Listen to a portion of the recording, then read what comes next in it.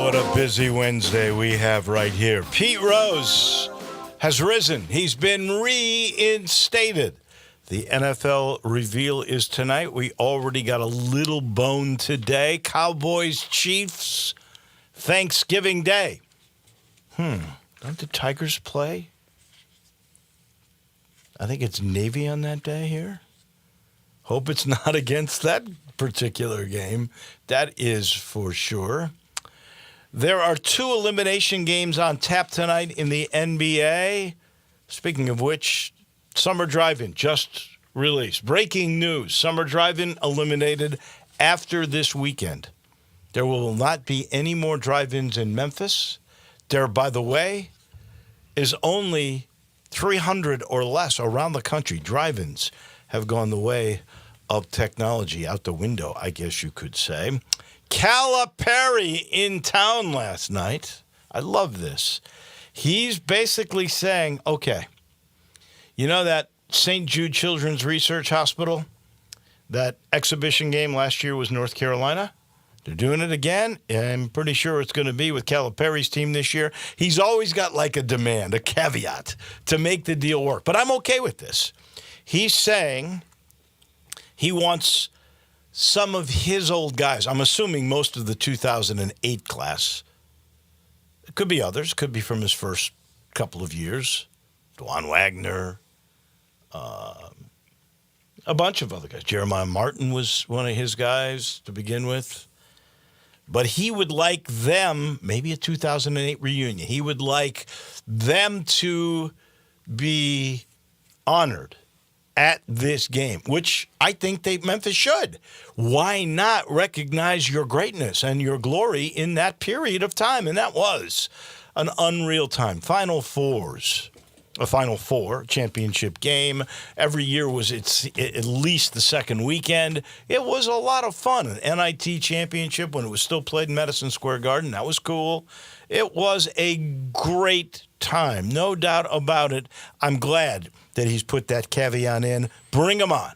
Let's honor him. Let's get Calipari here. I listened to Doc Holliday last night who said he wants him to come so he can boo him. I don't know about that. I think we should recognize what he brought to the table.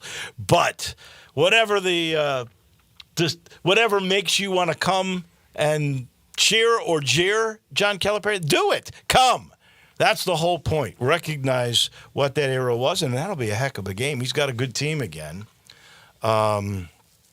as always. And I don't know where this team is going, considering they signed another guard, although he's a big guy, 6'8" guy, who's really and truly a junior college or Division II guy. Started at Tyler JC, went to Southwest Community College. Then he ended up at Lane College. This was after Andre Turner apparently had left. His name... How about this? I forgot to put his name down. He's 6'8", and he's from Maumelle, Arkansas. Anyway, he's the 11th guy to sign. And we'll, of course, talk with Munzie on Friday about all of that. The big story yesterday, Pete Rose, now Hall of Fame eligible. Basically, he was reinstated from the permanently banned list to be Hall of Fame eligible. Now it is up to the voters to vote him in or not. In the words of the Commissioner of Baseball, Rob Manfred, if you have passed away, you can't hurt the game. There's truth to that. I will go back, and I said this for years, and anybody who's done any shows with me or listened would attest to this. As soon as this came out, I said, look, there is no question he's the number one hitter in the history of baseball. When he played, he competed with a passion that few have ever emulated. He cared that much about winning and playing the game the correct way. As a manager, however, he put the game's credibility totally on the line. He bet on games, including his own team. He always said, I only bet on them to win. True. But when you didn't bet on them to win, wasn't that a message to gamblers? Ooh, he doesn't believe in them today. He put the credibility of the game on the line. And for that reason, I said at that point in time, he does not deserve the honor the glory that comes with it of being in the Hall of Fame. But yet his on-the-field deeds were unquestionable. He belonged in the Hall for those, the number one hit guy of all time. So now he gets that due posthumously, and I think that's fitting. He belongs in, but he didn't deserve to get the glory. And as the commissioner said, he can't hurt the game anymore. There's no way that is possible. So I think it's good. It's interesting. The other biggest name that was now deceased and put in there was Shoeless Joe Jackson. Living in Chicago, I heard the story of the Black Sox for all these years. I refuse to recognize it because it didn't appear by the numbers that he tried to fix the World Series. I don't understand why Judge Landis just decided this guy's bad news and banned him totally, because if you look, it doesn't look like he tried to throw the World Series, although there would be 50% of the people in that day and age that would say he did, 50% would say he did not. Most Chicago guys at that time did not believe they did it. So we'll see. I hope he gets in. I really do. And the next question is going to be, because this is a fair question to ask. It's been asked in our little discussions here with Dennis Philippi, who joins us in a minute, and Joe Dank on the Business of Sports. What do you do? You know now that there is a chance, and I would think he'll get in, that Pete Rose, the greatest hit maker of all time, will get into the game. The greatest home run hitter, that's Barry Bonds, not in. The most Cy Young awards ever won, Roger Clemens, not in. What happens now to Bonds and to Clemens? And that's a fair question. I don't know the answer. I know that initially I felt those guys had all these inflated statistics because clearly they used performance-enhancing drugs. There's just no way around it. Clemens took HGH. That allowed him to more quickly get ready for a game physically, and that was an edge. That was an edge for a pitcher. Hitters bulked up, got more power, maybe more bat speed, and that absolutely gave them more statistical numbers in terms of home runs. But if both sides were doing it, and the majority, I think, of the players in that era did, it's hard to keep them out, in my estimation. I was vehemently against them getting in, but in retrospect, and maybe time and age softens and heals all wounds, but those guys competed against each other, and everybody was juicing. There were a few guys that did not. Bless those guys, and they're in the Hall, or will be. But it's hard to deny, particularly Bonds and Clemens, I think, from getting in. And I don't know that it's fair to them, since the majority of the players I think were doing it, that they should have to wait and not get any glory. But everybody's going to have an opinion on that. We're going to get Dennis's opinion here in a minute as we sit in the Family Leisure studio. And a reminder, it is pool time, and they are already booking your pool installation. So I want you to get on the list, because we're in the middle of May now. June comes, the thermostat goes up. Will your pool be ready to give you and your family and your friends relief? So please, head on out and enjoy 24-foot pools starting at under $2,000 with the liners and under $300, and all pool accessories are 20% off. This is the time to go and get it. The 5 to 6 person hot tub. Those are the gigantic ones that are so cool. They're under $7,000. All you got to do is get there. I-40 and Wooden Road. Tell them it's pool time and that we sent you, because if you say Sports56, your installation is free at Family Leisure. We've got a new time in this studio. It's time for Dennis on Dave. Dennis on Dave. Dennis on Dave. Welcome to Dennis on Dave. Lots to chew over, Mr. Philippi. Good morning. A lot of stuff, but first off, today, this is my 1-year anniversary of being on your show on Wednesdays. You're kidding. No, it's been 1 year. It was 1 year ago last week that I'd had a couple of cocktails. And I sent you a text that said, you should have me on your show to be funny about sports. And you sent back, that sounds great. Let's get together and have a beer, which is great. We did. I was saying, I want to be on your show one time. I want to come by sometime and just, kind of make some jokes about sports. And you said, how about Wednesday? And I said, great. And you said, how about every Wednesday? I was like, well, that's not what I planned on, but great. That's great. So I'm very happy to be here every Wednesday for the last year. We were going around and around. You and Joe and I were going around and around on Pete Rose and PEDs back in that era. I think it's really cynical to say the majority of baseball players were using PEDs. I don't believe that. I think we know who was, but there's an army of baseball players, and I don't believe the majority was. But what drives me crazy is nobody is talking about Mark McGwire in this conversation. Or Sammy Sosa. Well, no, screw Sammy Sosa. But whoa. Well, Sammy Sosa did That's a Cub, baby.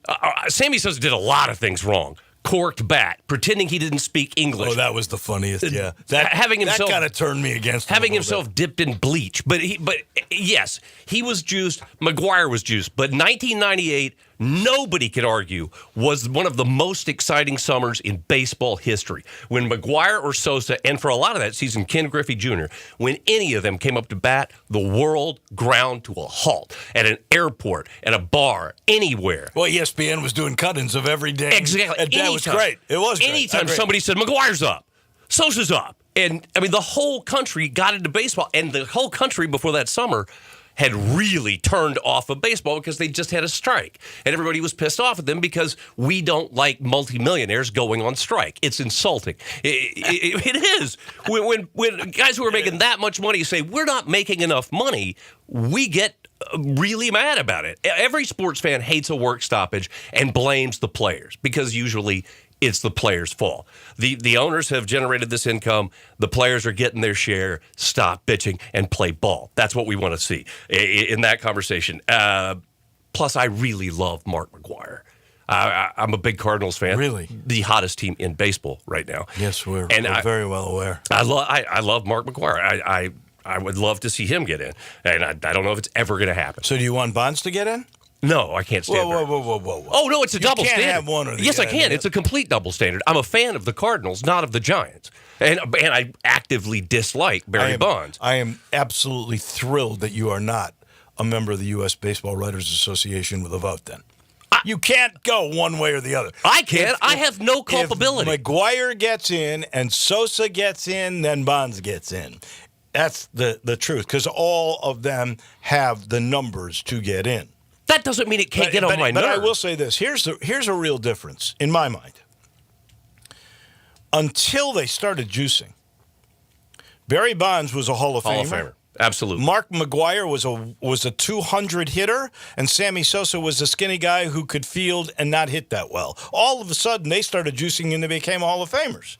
So I think if you're making a real differential here and you're saying this is good for one and not the other, the only guy that really deserves to be in would be Bonds based on your criteria, because Bonds already had Hall of Fame credentials prior to his starting to. I'm not saying you're not right. Oh. I don't have a vote. I have an opinion. I'm just a yahoo who comes on one time a week. Flawed opinion? It's not a flawed opinion. It's just an opinion. Here is an interesting thing about Pete Rose that I bet you don't know. Pete Rose was originally offered Kareem Abdul-Jabbar's part in Airplane. No, Yep. I did not know that. He was supposed to be Roger Murdoch in Airplane, and he turned it down. His little bowl cut and his gap teeth, he was going to be or he was going to be, as Kareem said in the movie, the co-pilot. I'm Roger Murdoch. I'm the co-pilot. But yeah, that was supposed to be Pete Rose. It worked out beautifully for idiotic Kareem, haircut. This is low-hanging fruit, but Bill Belichick's girlfriend, Jordan Hudson, of course, came in third in the Miss Maine pageant. It was the interview segment that did her in? Well, no, it was that her talent is being Bill Belichick's girlfriend. That's all she brings to the table. She came in third in Miss Maine. Miss Maine. This is Michael Dukakis territory. She didn't even win her own state. At least Dukakis won Massachusetts. He lost every other state, but he won his home state. If you don't win your home state, you don't deserve to win. And plus, I didn't even know they still had beauty pageants. I thought that is a ship that had sailed. No, they still got them. When we were young, Miss America was a big deal. Oh, yeah. When she was crowned, she was on the Today Show. She was on Carson. She had the sash. She had the crown. She was everywhere. We all knew who Miss America was. I haven't had any idea who Miss America is in decades. Well, didn't Trump own that? Oh, no, that was Miss Universe. That was Miss Universe. Yeah. And don't drag him into this conversation.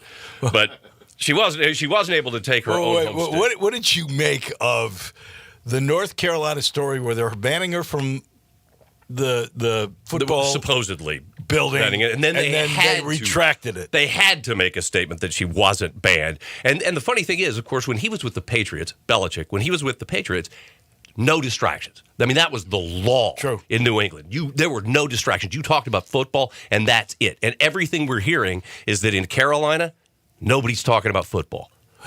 The most ironic thing is that when she sort of became part of his portfolio, per se, she was supposed to be the PR person. Right. Oh, man, bad PR. And she's a walking PR disaster. Exactly. Of course, the number one pick in the NBA went to Dallas, who had a 1.8 chance of getting it. The team that traded Doncic for nothing gets rewarded with Cooper Flag, which doesn't seem fair. We should not know Nico Harrison's name. Generally speaking, we should not. I don't know the general manager of the Heat. They chant his name. Do you know the general manager of the Heat? Do you know the general manager of the Thunder? That would be Pat Riley. Is he the GM? Yeah. Okay. President. All right. Well, okay. So there's a couple of GMs we know, but we shouldn't know this guy's name. Right. But we know him because he made one of the dumbest trades in history. True. But the truth is, if AD and Kyrie had stayed healthy last year, Dallas very likely could have been a playoff team. Well, add this you guy had Cooper in there Flag. now. Holy cow! They're a scary basketball team. Yeah, it is. So interesting. I thought for sure you're going to go conspiracy theory. I don't believe in any 1.8%. You realize since 2019, when the ping pong balls in this computer system came in, not one last place team has ever had the number one pick. Yeah, I don't believe in conspiracies. I don't believe in any conspiracies. I just don't believe that there are. Look, nobody could keep anything a secret. So wait a second. You believe Oswald was a single shooter? I do. Oh, my goodness. I absolutely do. Because nobody can keep a secret. That would require thousands of people to keep a secret. And people can't do that because people are morons. And they are not going to be able to keep their trap shut. One person knows, everybody's going to find out. Who's going to talk? Good Lord. You are so cynical. But so now Nico Harrison is running around going, who's an idiot now? Yeah, right. Everybody thinks he thinks he's a genius. I want to see if he keeps that job. I really do. Well, Mark Cuban apparently thought when he sold the majority interest in the team to the Adelsons that he was still going to be in control of basketball operations. No. Because, as he said, the Adelsons don't know anything about basketball. He thought he was still going to be in charge, and they showed him the door. Angel Reese, this is insane.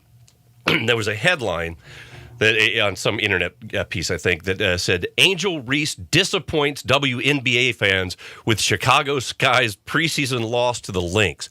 That is getting out in front of hating Angel Reese.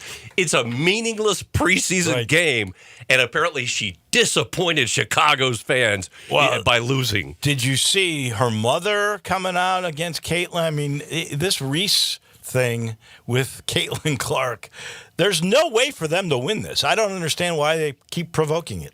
I have now expended my interest in the WNBA for the season. We'll see. Kansas City Chiefs super fan. You remember this guy? Oh, he was at every game, amazing. dressed like a furry. He's going to big boy prison for 32 years for bank robbery. And I wonder, a lot of us probably saw this guy and we're like, how does this hump afford these great seats for every single Chiefs home game? But none of us thought maybe he's robbing banks. Well, he was going to road games, and along the way, he would rob a bank. He'd knock off a bank. That's incredible. How many did he get away with, though? I have no idea. He got away with a bunch. He did. Did you see Stephen A. Smith on Law and Order this week? No. This guy's everywhere. He was good. He played a basketball player's agent, and he was solid. He really was. Unlike everything else he does, this was actually pretty good. I can't stand anything else that he does. He did read the other day that he got a text at like 5:45 in the morning because I think he said Steph Curry was the best point guard in NBA history. And Stephen A. read this long text from somebody about how clearly, and I think most of us agree, Magic Johnson is the greatest point guard in the history of the NBA. I would agree with that. I mean, for God's sake, he was 6'8". and he was the best point guard in the history of the NBA. And it turned out the text was from Michael Jordan. Which I think is very, very cool. Well, and Michael Jordan's now going to be doing that sort of commentary on special events for NBC. Great. I love that NBC is back in the NBA game. Meanwhile, Jordan's teammate, Scottie Pippen, who generally speaking should just keep his mouth shut, in an interview said there is no way to determine who is the greatest player of all time in the NBA because there are a lot of variables in this. And because he thinks he might be. He wasn't even the second best player in the NBA. He just happened to play with Michael Jordan, who was the greatest player in the history of the NBA. He really was a great player. And Pippen, yes. He was exposed when he went to Portland. He was not a great player. Well, he played with Michael Jordan. 6 rings with Jordan, He did. 0 without him. But Michael would not probably have gotten 6 without Scottie. Michael never even had a center. I'm a big Mike MJ guy. I think he's the greatest player of all time, but I think you've got to have another guy, and Pippen was that. He had, for God's sake, think about the centers that he had. Luke Longley. I mean, he never had a true center. Pippen could have been anybody. You could have stuck anybody in that. Yeah, You Luke could have. Longley had one other guy, too, that You know who was could have in been? there. Chris Mullins could have been just as good. They always had a shooter. It was Paxson or Kerr. They always had a power forward. Kerr should have been They MVP had of one of those Rodman finals. or Horace Grant. They had a team. There's no doubt about it. Bill Cartwright was a center as well. They had good in pieces. You've got to have role players on I'm teams. Sorry. Go back. Did you just say Bill Cartwright was Yes. a good center? Yes. Bill Cartwright, like every Serviceable center guy. that Jordan ever had, was a very mediocre center. He never had a true big the entire time. Dennis, you've got to have guys that play roles so your stars can Exactly. shine. That's what they were. Role players. So was Pippen. Role player. Goes to Portland, meaningless. Nobody cared about him ever again. Mainly, he should just keep his trap shut. Draymond Green should also keep his mouth shut most of the time. Oh, he's Draymond said that he's being portrayed as an angry black man. Right. 71% of the players in the NBA are black. We don't take that into consideration. It has nothing to do with him being black. The guys he's fouling are black. Nobody cares about that. He just won't take any accountability. It has nothing to do with race. He's playing the race card because he can, and it just makes him look like more of an ass. It's not him. Okay, so Derek Carr, my Saints quarterback, retired due to an injury and the fact that he didn't want to play for a really, really horrible organization. So now the Saints have in their quarterback room Tyler Schuff, Spencer Rattler, Jake Haener, and now undrafted quarterback Hunter Deckers. Hunter Deckers played at Iowa State. He replaced Brock Purdy at Iowa State. Yeah. He lost his eligibility. I am not making this up. He lost his eligibility because he bet $15 on an Iowa State game. So he ended up at a community college, Iowa Western Community College. I think, didn't the Tigers play against him in the AutoZone Liberty Bowl? Could be. I think they did. I wouldn't be surprised. I was talking to our friend Jeff last night, who, by the way, he interviewed Calipari and said that, Cal wasn't bad. He only answered one question with a question and only interrupted me once. Every time I ever interviewed Calipari, nothing but questions for answers. He drove me crazy. There was a point to this. I said last night when I was talking to him, I said, I didn't even know community colleges had football teams. And he said, no, it's all over it's rampant all over the country. Community colleges have football teams. I went to a community college briefly. It did not have a football team. It didn't have a sports program. Mississippi's got several that I don't think it's big in Tennessee, but there's what is it, Northwest Mississippi that's in Senatobia? They have a really good football program. And Jerry Jones says he sees a lot of Des Bryant in new quarterback acquisition George Pickens. The problem with that, of course, Des Bryant was a wide receiver. Those are not traits we really need in a quarterback. That's your GM right there. There's a lot of screwy stuff going on in Dallas sports, and you know that as well as anybody. Yeah, I do. Thank you, Dennis. As always, I will see you in a couple of weeks because have a good trip. We have some time off. Thank you very much. That's Dennis Philippi, brought to you in part by Dinstall's, and Becky sent me the nicest note today about what's going on in her world, and They have got another great sale, that is for sure, which starts on this coming Thursday. It will be the Sizzler Summer Special because the summer days are arriving, and it will be chocolate fudge. And you know that their fudge voted, this a couple of years ago, and this is true, there was this worldwide contest, and Dinstall's fudge was number one. It won. I happen to love their chocolate, too. I think it's as good as their fudge, but it's on sale starting on Thursday. This creamy, handmade favorite is now ranked number one in America by all the people that rank candies, and there's a lot of them. And they all love Dinstall's. Of course, I love the Cashew Crunch. But you stop by this weekend, and here's her recommendation. Get the fudge and enjoy it as a treat, as a topping for ice cream. Woo! That's hot fudge, baby. Sounds pretty good. 5 places to get that hot fudge. That would be where they make it, Pleasant View. In the burbs, both Collierville and Germantown, downtown, and in my neck of the woods in Laurelwood. Dinstall's. And the Sizzler Special is going to be the number one fudge in the world, the Dinstall's Chocolate Fudge. Business with Joe. Joe Denk comes your way in just a minute. Broadcasting from the family business studio, we are Sports 56 and 98.5 FM. Visit Frontier Western Store today for new shirts and boots. Frontier is your top Carhartt store in the Mid-South. There's thousands of in-stock shirts and jeans. They have the classic K87 pocket tee in every color they make, including new ones just released. Available small to 4X. Want new jeans? Frontier has you covered with super tough work in them by Carhartt. And you've got to check out their selection of area jeans for men, women, and children. You'll love how easy it is to find the size and style you need. Have you seen Frontier's remodeled world-famous boot showroom? It continues to expand. New styles by area just arrived, plus plenty of in-stock proven classics too. Whether you need work or dress boots, trust that Frontier's the place to come. See thousands of pairs of Ariat boots and thousands more by Dan Post, Corral, Durango, Rocky, Twisted X, and others. And Frontier's pricing is lower than online and chain stores, so you know just the local shop to visit. Frontier Western Store, 5880 Goodman Road in Olive Branch, and on the web at frontierwesternstore.com. Locally owned and operated since 1967.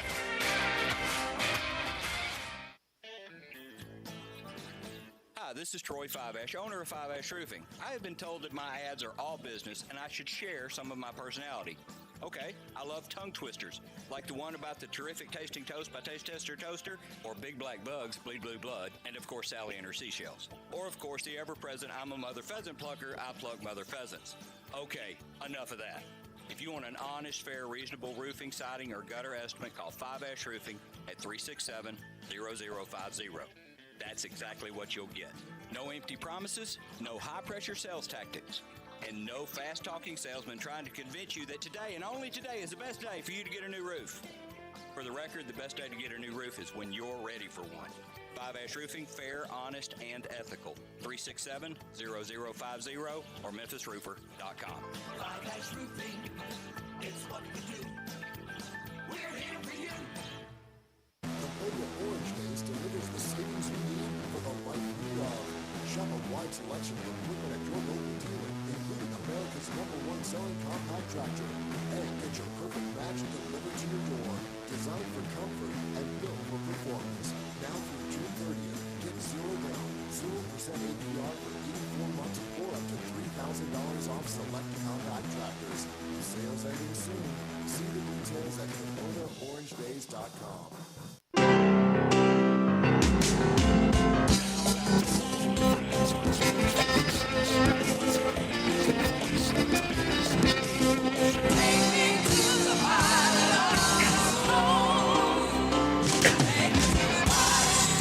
Time for the business of sports with former Channel 24 and 30 general manager and producer and director of TV Sports, Joe Denk, joins us now. NFL schedule reveal is tonight.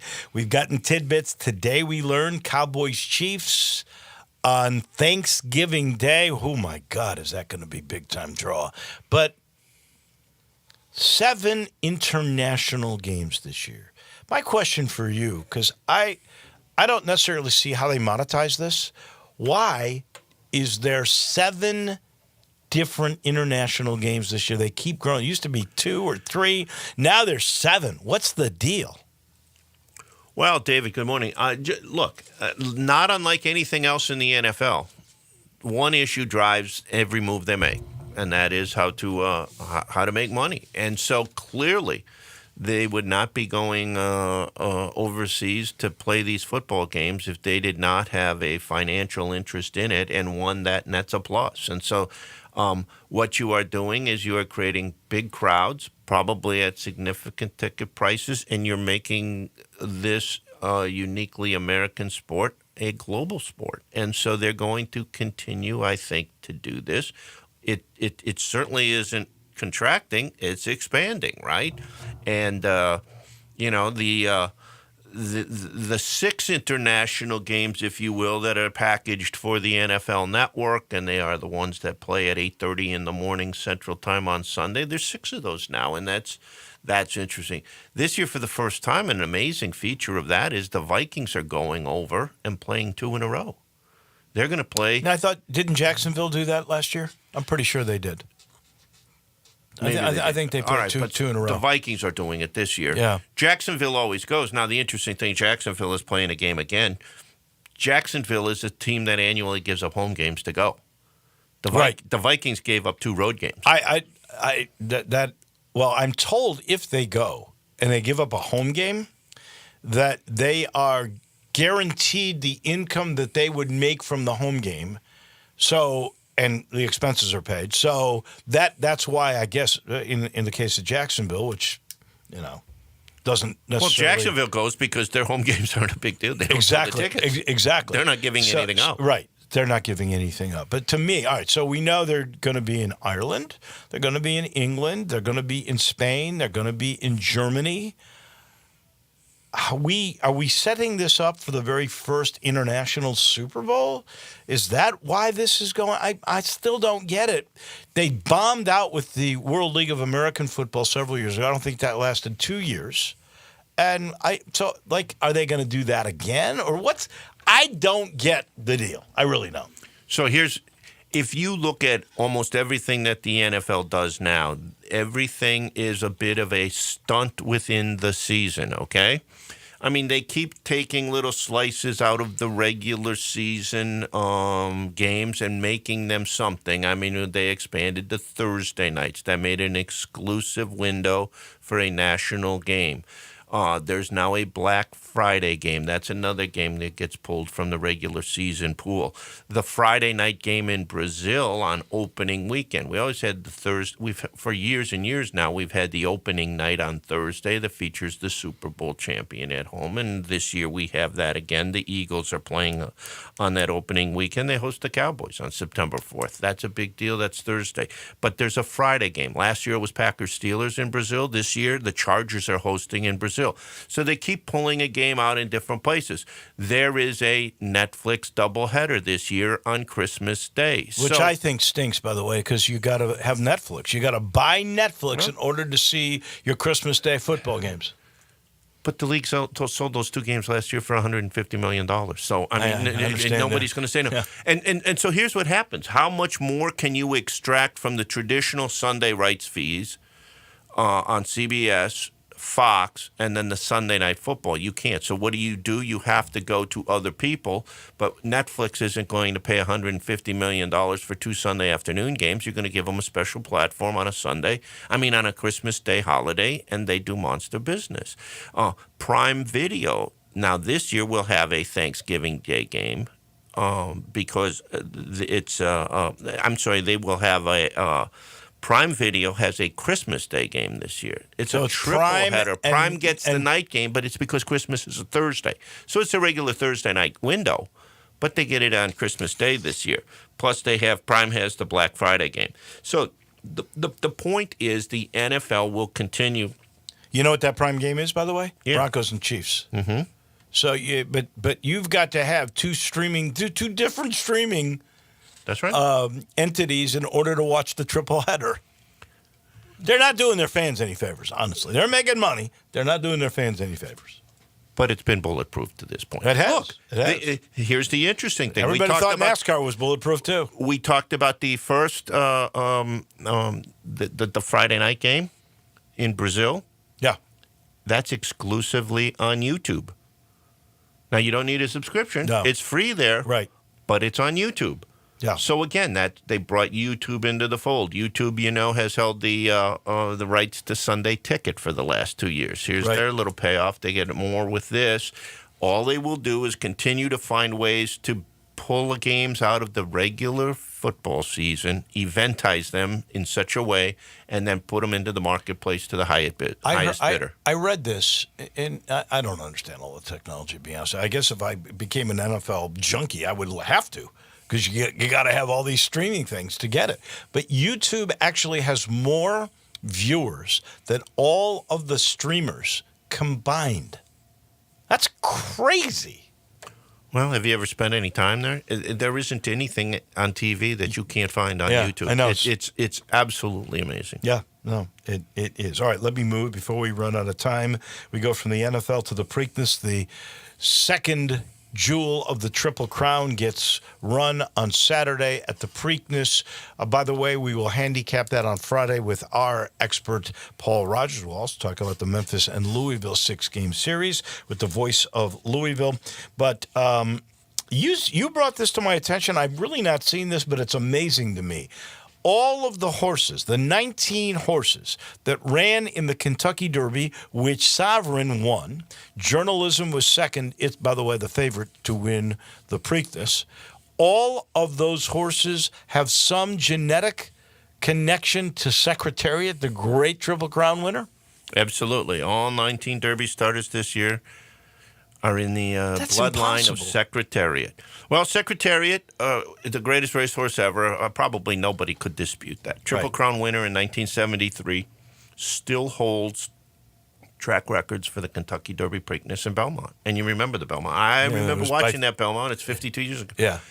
He ran away. He almost lapped the field. It was like 50 yards. It was just unbelievable. You never see anything like it. But Secretariat, of course, retired after that Triple Crown racing season. Yes. Obviously was a prolific. Very prolific. Male. Sired 663 foals. Wow. 341 of which were winners, and 54 of which won stakes races. So the immediate offspring were very successful, but then you just start going over the course of 50 years, every one of those horses then reproduce, and it goes on and on and on. And you get to the point where the 19 starters in this Derby had that. This 660 foals, right? Yes. I don't know what the percentage of hits and misses is, but my gosh, this is almost Will Chamberlain like. It's close. It's close. Look, interestingly, every year there are 20,000 thoroughbred horses born in America, and 20 make the Kentucky Derby. So the biggest bet in horse racing is in breeding, Yeah. not in racing. Right. Well, and breeding is so important because it is such an industry. That is why, in my estimation, you tell me we don't have a horse that will win a Triple Crown this year because Sovereignty, of their own choice, without any Right. kind of physical ailment, has decided to skip this race because it's too taxing on the horse. We have had the Triple Crown forever. It's always been 5 weeks, 3 races. That's the true measure of a young horse. If you win that, you are legacy forever. You have greatness. I'm afraid they're going to have to change this because breeding became even bigger and bigger. Horses seem to be, with the breeding, with the way they do to get speed, they've become more fragile. That's just my own interpretation.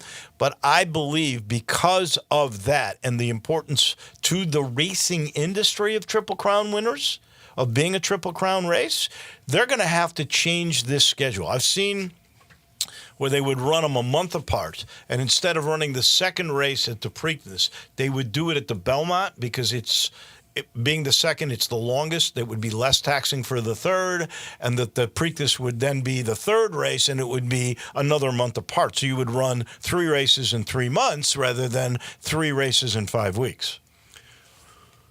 Well, so look, there's something to all of that, except that the minute you change it, then the Triple Crown as we knew it is no longer the Triple Crown, because the horses over the years who did win the Triple Crown did it in this configuration.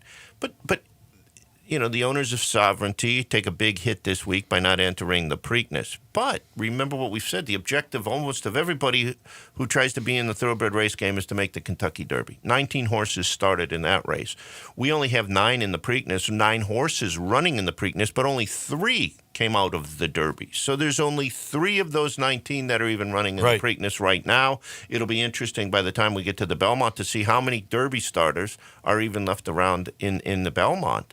But the question again... Well, that could only be 3. Listen, we call this segment the business of sports, and what drives all of the things in the business of sports is money. And so the owners of these horses, once you win the Kentucky Derby, that has created great value going forward. Yeah. Right. From a breeding standpoint. The question becomes, what risks are you willing to take for the second jewel of the Triple Crown versus an injury to the horse that could even prevent it from ever being involved in breeding? Well, let's just say Secretariat, 660 foals, let's say 800 interactions. Mm-hmm. What do you get if you're a Kentucky Derby winner? What is your interaction price? Do you have any idea? Generally, these fees start at as little as $5,000, but they go all the way up to $250,000 per. If there's a foal that's produced, if there's a foal that is a foal that is produced. So, now some horses become absolute great sires who did not win a Triple Crown race, obviously, as well. And that's based on then the performance of the crop and everything else. But these it's the genetics of the female, too. Right, but a Kentucky Derby winner, any Triple Crown winner, Seize the Gray won the Preakness last year. Seize the Gray stands at stud right now, has one of the higher stud fees out there. So, obviously, the horses... stud fees are determined by the results on the racetrack when they begin, but then as it evolves, the stud fees are impacted more by the performance of the offspring, the progeny, if you will. Yeah. If you do $250,000, of course the money would be different, but let's say you had a Secretariat today, $250,000 times 660, do the math. No, it's not that. Well, yeah, times 660, you're right, it is. That's incredible money. Look, there's a breeding season that starts in mid-February. It ends in early June, and the stallions perform 2 to 3 times per day for that breeding season. Incredible. We got a PGA. It is taking place at Quail Hollow. Last time it was there, Justin Thomas was the winner. He's in this one, and he's hot. We make our golf picks in just 1 minute. Stick around on Wolo and Friends. Be sure to follow us at Sports56 WHBQ on Twitter, Facebook, Instagram, and YouTube to watch live video of our shows. Stay up to date with station events and have chances to win prizes. Don't miss out on anything that's going on. Follow us at Sports56 WHBQ. Welcome to Fat Larry's in Bartlett. Come in today for award-winning barbecue and so much more. Catfish, steak burgers, chicken, certified prime Angus beef steaks, along with all the sides, homemade rolls, delicious desserts, beer, and service that is out of this world. Fat Larry's cooks everything made to order just for you. Dine in or order online at fatlarrys.com. We're the best barbecue, Southern cooking, and friendly atmosphere in town. Family owned and proud of it. Fat Larry's, conveniently located at 7537 Highway 70, just west of Appling.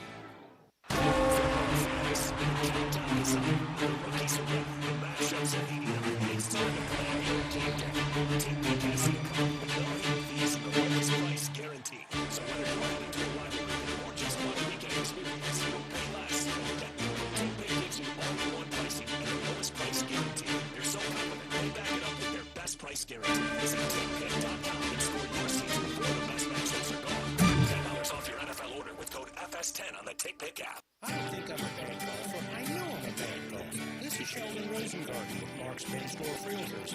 And sometimes bad is not quite the right word. Awful, that's more like it. And when it comes to selling houses, that's a whole different story. Over the many years that I've been in the real estate business, I have refined and perfected my highly successful strategic marketing program. In golf, forget about my normal 5 strokes on a par 3.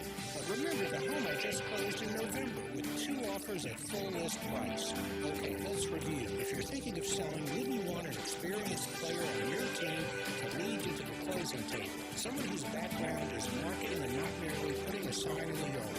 And remember what people often say, that when you want the job done, call who? Shell Dunn. You can reach me, Shell Dunn Rosengarten, at MemphisRelocate.com or 483-0546. It's 483-0546 or MemphisRelocate.com. And go Tigers.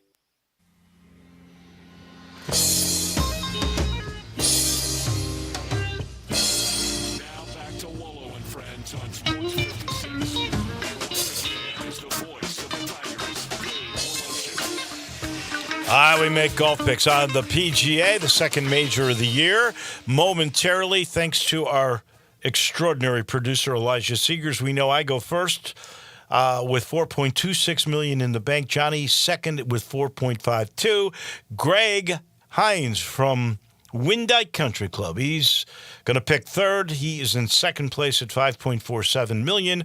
Mickey Barker, head of Public Golf, running away with this, ladies and gentlemen, with $9.02 million already in the bank. And speaking of Mickey, our picks are brought to you by the good folks at Memphis Pub Links. You know, you're playing on new courses all the time because they've redone Audubon. You've already seen how great that is. They redid Overton Park where the juniors go. They've redone so many beautiful places like Pine Hill. If you haven't played that, it's incredible, which reminds me, Galloway, which they redid like 20 years ago, they have their their championship. The Links at Galloway Championship is this Saturday. The Audubon Championship will be on Saturday, May the 31st. The Parent-Child Open at Overton Park, of which my son and I will compete, that is on June the 14th, and the Pine Hill Championship will kick off on Saturday, June the 28th. If you want more information on any of these championships, which is so great, they're setting this stuff up so you can see what that is really like to do, all you got to do is go to MemphisPublicLinks.com. Johnny Lyon, Greg Hines, Mickey Barker join us right now. We've got ourselves a championship competition for the Wanamaker Trophy. Xander Schauffele's the defending champion. Justin Thomas has won at Quail Hollow in the PGA in 2017. The only other time it was there. We got Jordan Spieth, who could win a Grand Slam. You got Scotty Scheffler, who's got to prove he can win another major besides at Augusta in the Masters. A lot of great storylines. I'll start with you, Johnny Lyon. Your favorite PGA storyline for this coming week. Good morning. Oh, good morning. Yeah. It has to be the Scotty and Rory battle. I mean, they seem to be so far ahead of the pack as far as playing right now. They're both extremely hot, and that's the main storyline. That trio, by the way, of Scotty and Rory and Xander Schauffele, defending champion, all in the same group. Greg Hines, your favorite storyline for the year? How about the Green Mile finish line? Yes. Huh? Oh, how yeah. about that? I 16, mean, the 17, toughest and golf 18. hole. 18's the toughest golf hole on all the tour last year. 17 is ranked 24th of all of them, and 16th was 32nd toughest hole. I mean, what a great way to finish a major championship. I think it's going to be fabulous to watch, and I mean, there's a lot of good options out there. I mean, besides Xander, you've got Justin Thomas, who I think is a great defending champion. Although the course is completely different than we played there, a little bit different. The greens will be overseeded as opposed to Bermuda. And how about Shane Lowry and the way he's playing? Does he get it done? You might have a chance at him. I got news for you with the third pick, so we'll see if Should you have took him last week like a dummy. I didn't know. We'll see. You're still sitting in second place. Mickey Barker. By the way, this is such a long golf course. You mentioned 16, 17, 18, three toughest, but how about 7,626 yards? Mickey Barker, what's your favorite storyline? I'm with Greg. I think it's going to be the golf course with the amount of rain that they've had over the last few days. They are talking that they're not sure whether they're going to even be able to mow the rough, but they do have the sub-air system on the greens, so they're sucking all the water out of them. So they're going to be firm. but the rough is going to be long and deep. And so they're talking about maybe double digits under par winning. I hope not. I hope it's in the single digits, but we'll see.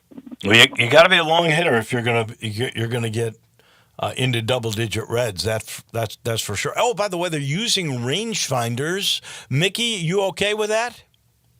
Sure, it really makes no difference. The PGA of America has been using rangefinders for many years. It doesn't make a bit of difference.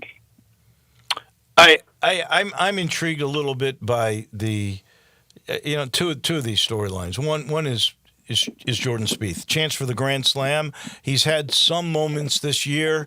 Greg Hines, do you think that Jordan Spieth can get it done this weekend? I don't think he does, and mainly because I just think the field is so strong right now. I think Rory and Scotty and Justin are all playing. Shane Lowry they're just. I mean, you got four guys playing some of the best golf they've played in years. And I think I said 2 weeks ago, maybe it was 3, that Rory's going to go on a tear. And not to give away my pick, but I think Rory's about to go on a tear and win something like 5 of 10 majors or something like that. I mean, I think it's going to be a big number. I really do. That's amazing because Ted Butler, who is on this show on Mondays, the great teacher, he thinks he's going to win the Grand Slam this year. He is going to win it in the same calendar year. Johnny Lyon, it wouldn't surprise me. Do you think, as great as Scotty has been the year he had, now he's starting to play at that huge 31 under a couple of weeks ago, do you think, because in my mind I do, I think he's got to win a major besides Augusta to truly prove his greatness. You believe that or not? I definitely believe it. I totally believe it. Yeah, he's definitely the best putter. Definitely, I think, got all the tools, and I am totally pulling for Scotty, a good American. Anybody else disagree with that, Greg, Mickey? Yeah, I think to validate, the world number one, I think another major, which it will come. It's just a matter of time. It may not be this week, but I'd be willing to bet it's going to be this year. But yeah, I think he needs one to validate where he stands in the game. Greg? Wasn't it the PGA he got arrested at last year? Was that where this was? Wasn't that, it was in Louisville, Kentucky. And had a pretty doggone good tournament last year, even with all that stuff happening off the golf course. I'm with Mickey. It's going to happen. It's just a matter of time. I mean, it's kind of like Rory. You knew he eventually was going to win at the Masters. He played too well there for too many years. I think Scotty's been in contention almost at every major, I think, within the top, has had a top 5, and he's going to win one eventually. It's going to happen. I did not know that Rory was going to win at Augusta. I thought it was in his head so bad that he wouldn't, and he almost didn't. But he was able to somehow eke it out. We know that. And it's time for our picks. Well, we got the time, and I am going to go with the man that has already won at Quail Hollow 4 times. The guy that Greg Hines said is going to win 5 of the next 10. The guy that Ted Butler says was going to win every one of them this year. Why would I buck that? I'm due, by the way. Last place. My goodness. Rory McIlroy brings me home a winner. Johnny, you got second pick. Oh, well, I'm definitely going with Scotty Scheffler. I love Scotty. I love watching him play. And, something I really want to talk about Doug Barron, but we don't have. Sean McKeel, but we don't have much time today. Well, we'll try to do it at the end of the picks. That's if you've got something good, I'd love to hear it. Greg, all right. I mean, Shane Lowry. Sometimes it's fun to not have to take that pick of the first couple guys that are the easy picks, but I'm going to go with Justin Thomas. Getting another PGA at the same course. I knew you would not go Shane Lowry. I knew it. Mickey. No, he'll be there. So the one guy that has won a major lately, other than Rory, I'll take DeChambeau. Oh man. That leaves me Lowry if I want him. But, I'm going to skip one here. I'm going to go with the defending champion that I just think is due again, and he's going to be a multiple major winner. I'm going to go with Xander.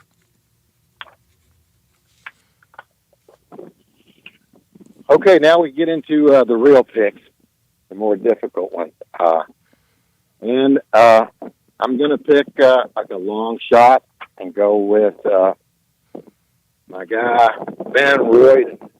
Who? Who did you Van say? Royden? I'm sorry, say that again. Van Royden. Oh my gosh, Eric Van Rooyen. Okay, that is definitely going deep. I love it. You have been known to cash in on those, Greg. I mean, I talk well about him. How could I not take Shane Lowry right now? You got him. You got him. So you ended up getting him in the second pick. Love it, Mickey. I'm going to go with last week. He made me some cash. Colin Morikawa. Morikawa. Wow. Okay, my last pick. Man, there's so many people out here. Could I go long shot? It seems to me the PGA has always produced guys that you don't expect to win. So I am going to go away from the power ratings. I'm going to go with a guy who's been so close. This could be it for him. I'm going Andrew Novak. Good pick, yeah. Johnny, what do you want? Who do you want?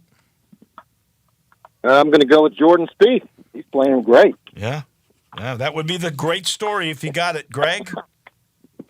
Be fun to see that happen, wouldn't it? Yeah. I'm thinking Justin Rose, but I'm going Tommy Fleetwood.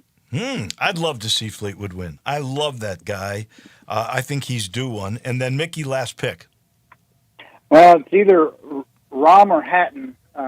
So I think I'm going to go differently and go with Hatton. Hatton. Wow, I'm surprised Ron doesn't make it.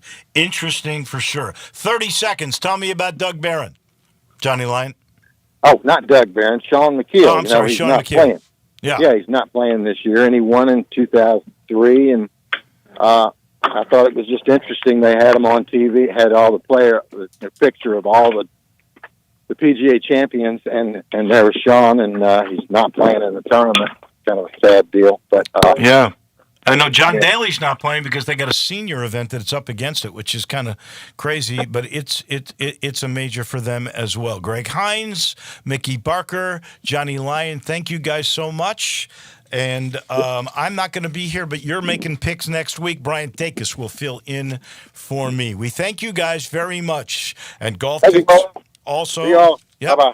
Also brought to you by the good folks at Southern Security. Are you getting the lowest possible rate on your mortgage at Southern Security? They will give you just that. The lowest rate, flexible terms, no PMI, and I'm telling you, you'll love the service. You'll love the technology. Wait till you see that new building they're building in Collierville. So you can refinance your current mortgage and get the best deal with the Mid-South's best mortgage leader. For more info, 2 ways to do it. You can go to southernsecurity.org, or you can actually call the office, talk to a human being at 901-452-7900. Southern Security is an equal housing lender. Southern Security, proud supporters of U of M Athletics and 901 Women. They are your home team credit union, voted the best the last 6 years. Federally insured by NCUA, they are Southern Security. That'll do it for us. We'll see you tomorrow morning. Have a great day, everybody. Johnny Radio is next.